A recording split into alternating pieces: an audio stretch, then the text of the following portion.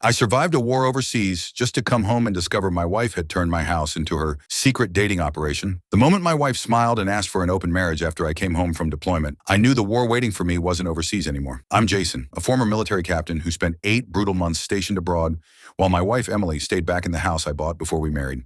And the second I walked through that front door, her behavior felt rehearsed, like she'd been waiting for permission to stop pretending. She suddenly had expensive jewelry she claimed came from friends, designer lingerie she never wore for me, and a new passcode on her phone she guarded like classified intel.